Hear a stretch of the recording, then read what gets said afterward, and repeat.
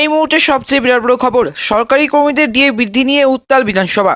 সপ্তম বেতন কমিশন নিয়ে মুখ খুললেন সিএম এবং মুখ্যমন্ত্রী মমতা বন্দ্যোপাধ্যায়। রাজ্য সরকারি কর্মীদের ডিএ এবং বেতন বৃদ্ধির ইস্যু নিয়ে বিধানসভায় শীতকালীন অধিবেশনে জোর সওয়াল করলেন বিরোধীরা। এই আবহে মুখ্যমন্ত্রী নয়া বেতন কমিশন নিয়ে মুখ খুললেন।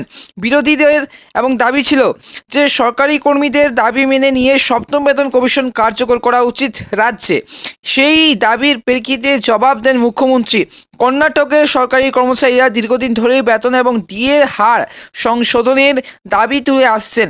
এই আবহে বিগত বিজেপি সরকারের যে আমলেই প্রাক্তন আমলা সুধাকর রাওয়ের যে সভাপতিত্বে সপ্তম বেতন রাজ্য সরকারি বেতন কমিশনের গঠন করা হয়েছিল, সেই কমিটির মেয়াদ দ্বিতীয় দফায় বাড়িয়েছে বর্তমান সরকার। এই আবহে কমিশনের মেয়াদ 2024 সালের 15 মার্চ করা হয়েছে।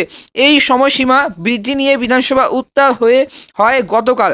সরকারকে তোপ দাগে বিরোধী এবং বিজেপি এবং জেডিএস। কিন্তু রাজ্য সরকারি কর্মচারীদের জন্য সপ্তম বেতন কমিশনের রাজ্যে বেতন কমিশনের রিপোর্ট বাস্তবায়ন নিয়ে আলোচনা হয় এবং বেলগাঁওতে অনুষ্ঠিত শীতকালীন অধিবেশনে গতকাল সেই ইস্যুতে আলোচনা চলাকালীন বিজেপি এবং জেডিএস সদস্যরা সপ্তম বেতন কমিশনের এবং রিপোর্ট পেশ করে তারা কার্যকর করার দাবিতে বিধানসভা এবং বিধান পরিষদ বিক্ষোভ দেখান। এ নিয়ে মুখ্যমন্ত্রী তথা সেই রাজ্যের অর্থমন্ত্রী সিদ্ধারামাইয়া বলেন যে আপাতত সরকারি নির্দেশে কমিশনের মেয়াদ বৃদ্ধি হয়েছে। মেয়াদ শেষে কমিশন রিপোর্ট পেশ করলে তা খতিয়ে দেখে সরকারি কর্মীদের বেতন বৃদ্ধি নিয়ে সিদ্ধান্ত নেওয়া হবে। উল্লেখযোগ্য যে গত নভেম্বরের মাসে এবং মেয়াদ বৃদ্ধি করা হয়েছিল সপ্তম বেতন কমিশনের। সেই বিজ্ঞপ্তি অনুযায়ী কর্ণাটকের রাজ্যপালের অর্থ বিভাগের যোগ্য এবং যুগ্ম সচিব সপ্তম বেতন রাজ্য সরকারি কর্মচারীদের বেতন কমিশনের মেয়াদ বাড়ানোর বিষয়ে একটি আদেশ জারি করেছেন। এই নিয়ে যে কর্ণাটকের কংগ্রেস সরকার সপ্তম বেতন কমিশনের মেয়াদ দ্বিতীয়বারের জন্য বাড়ায় এবং যখন বিজেপি সরকার কর্ণাটকে ক্ষমতায় ছিল এবং যে বাসভরাজ বোম্বাই রাজ্যের মুখ্যমন্ত্রী ছিলেন, তখনই রাজ্য সরকারি কর্মচারীদের বেতন স্কেল কিন্তু সংশোধন করতে এবং নতুন বেতন কাঠামো ইত্যাদি প্রণয়নের লক্ষ্যে সপ্তম বেতন কমিশন গঠন করা হয়েছিল।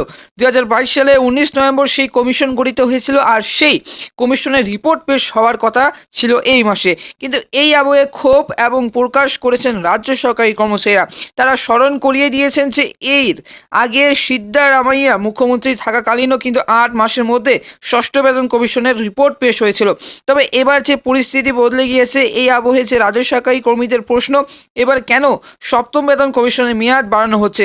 উল্লেখযোগ্য এর আগে 2017 সালের 1 জুন মুখ্যমন্ত্রী থাকাকালীন ষষ্ঠ বেতন কমিশনের গঠন করেছিলেন যে সিদ্ধারামাইয়া। 2018 সালের 31 মার্চ সেই কমিশনের রিপোর্ট অনুযায়ী বেতন সংশোধন করেছিল রাজ্য সরকারি কর্মচারীদের।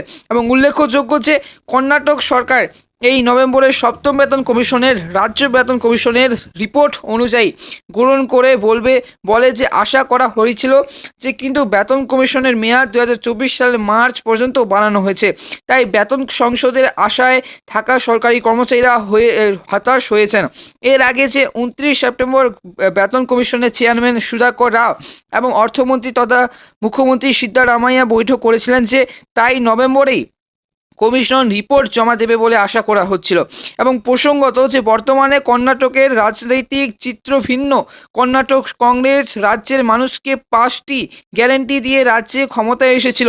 এর মধ্যে যে সরকার 8টি প্রতিশ্রুতি বাস্তবায়নের চেষ্টা চালিয়ে যাচ্ছে আর তার জন্যই এসব প্রকল্পে অর্থ বরাদ্দের জন্য অঙ্ক কষে চলেছেন সিদ্ধারামাইয়া। এখন যদি সপ্তম বেতন কমিশনের রিপোর্ট গ্রহণ করা হতো, তাহলে সরকারি কর্মীদের বেতন সংশোধন করা সম্ভব হবে না সিদ্ধারামাইয়ার পক্ষে। এবং সপ্তম বেতন কমিশনের রিপোর্টে গৃহীত হলে যে সরকারি কর্মীদের বেতন সংশোধন শুরু করতে হবে, এতে সরকারের ওপর প্রায় 8,000 কোটি টাকার বোঝা চাপলে বলে মনে করা হচ্ছে। তাই কমিশনের মেয়াদ মার্চ পর্যন্ত বাড়িয়েছে সরকার। জানা গিয়েছে 2024 থেকে 2025 বাজেটে এবার রাজস্ব আদায়ের মাধ্যমে আয় বৃদ্ধির পথে হাঁটবে রাজ্য সরকার। এই আবহে বেতন কমিশনের সুপারিশ বাস্তবায়নের জন্য একটি কৌশল প্রণয়ন করা হবে তখন। এবং প্রসঙ্গত বর্তমানে যে কর্ণাটকের যে রাজনৈতিক বর্তমানের কর্ণাটকের রাজনৈতিক চিত্র ভিন্ন। কর্ণাটক কংগ্রেস রাজ্যকে মানুষকে 5টি গ্যারান্টি দিয়ে রাজ্যের ক্ষমতায় এসেছিল।